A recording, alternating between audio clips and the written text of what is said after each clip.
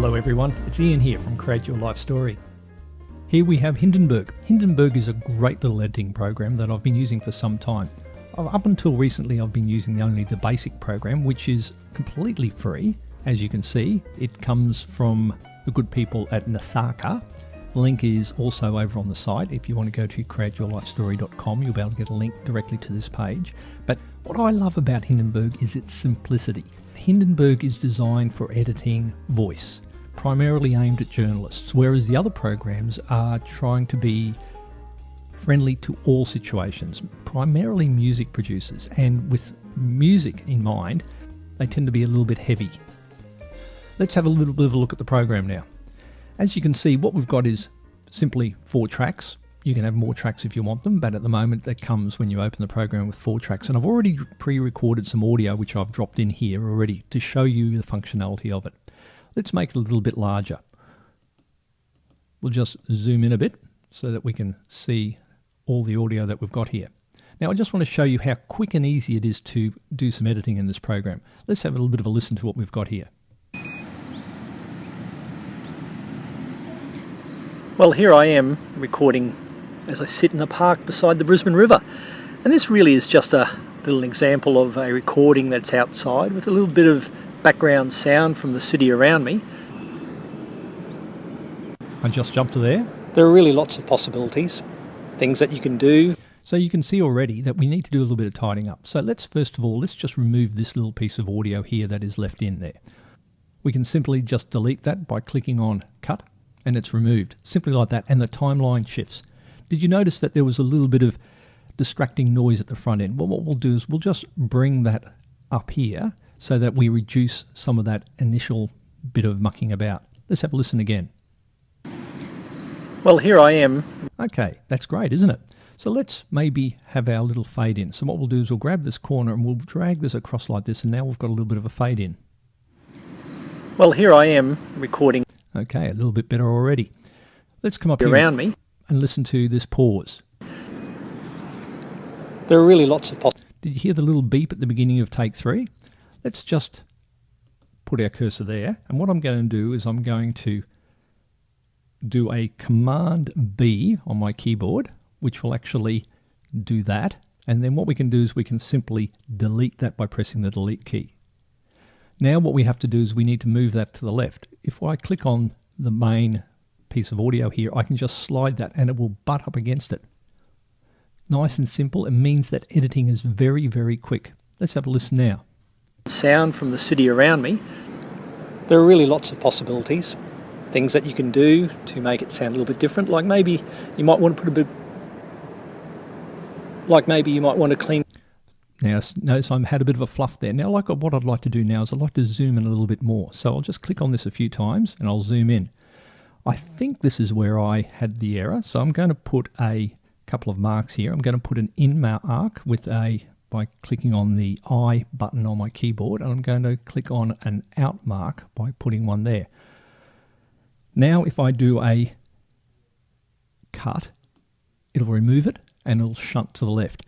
It's this automatic shunting that it does that I find so handy. If you're removing pauses, it happens all the time, or ums or ahs that might be within the dialogue. By simply doing these quick functions and the timeline keeps shunting back and butting up against the audio, you can clean things up very, very quickly. Let's have a listen again. Different, like maybe you might want to clean things up a little. Okay, so a little bit better. I'm not going to go into too much trouble here today because I really want to show you more the functionality of it rather than doing a correct editing sequence. Let's continue to have a bit of a listen. When you make an error, remove a bit of audio, put a bit of a sound effect, maybe a bird, a kookaburra in the background. What a good idea. Let's put a sound of a kookaburra in the background. Kookaburra is an Australian bird for you people overseas. Now down here I just so happen to have a little bit of audio of a kookaburra. So we'll just drop that in there. Notice how the audio was compressing just then. Now that is a premium feature that is available if you pay for journalist rather than for the basic program.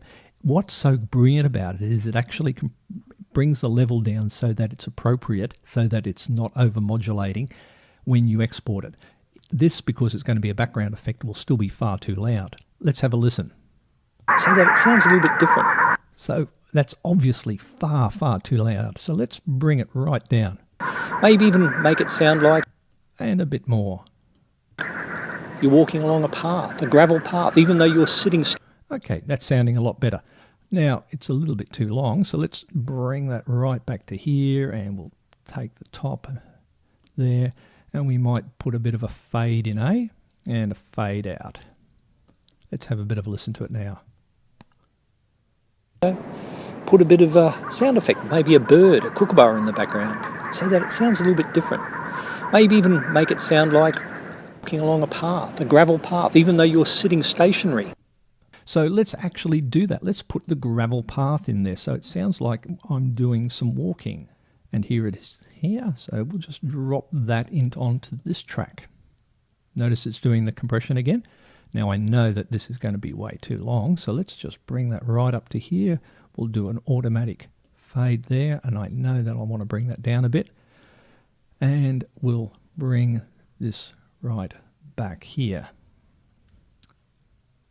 So you can see what I'm doing is I'm adding some sound effects to it to try and improve the way it sounds. Sound like you're walking along a path, a gravel path, even though you're sitting stationary while you're recording the audio. Okay, let's just reduce that a little bit more and have a listen. So that it sounds a little bit different. Maybe even make it sound like you're walking along a path, a gravel path, even though you're sitting stationary while you're recording the audio, but it makes it sound like you're walking because of the footfalls. All these things add to the... So that gives you a little bit of an idea. And of course, let's not forget that you might want to just do a few other little things. Now I've got a couple of little things I'm going to do here. Let's just put a small little intro sound effect. Now I haven't fussed too much with where I've actually placed everything. I wanted to leave plenty of room at the front end here to put a few things in. So I've got a little bit of dead air at the front end. Let's also throw a bit of music in underneath all of it. So we'll just drop that in there.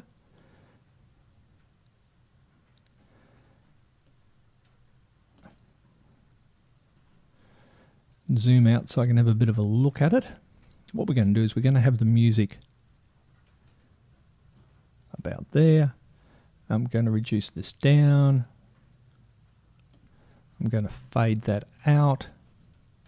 I'm going to fade the music in over a fairly long period of time.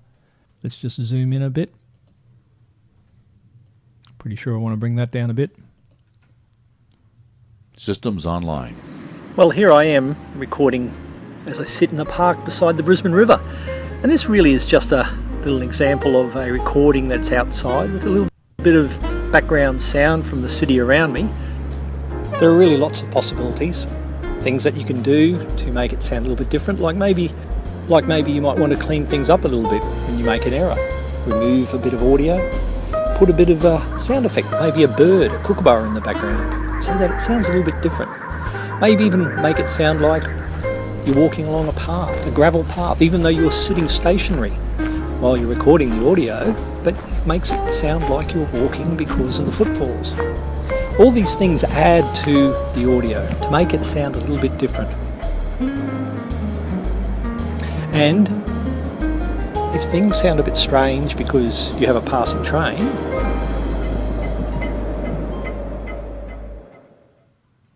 so that gives you a bit of an idea. This is such a quick overview. I don't want to fuss too much. It's a very short video. I just want you to see how quick and easy it is to use Hindenburg. And now it's up to you to go and get basic. Go and download it from Nastaka and start fiddling with it. Start playing with it. Start seeing what you can do with it.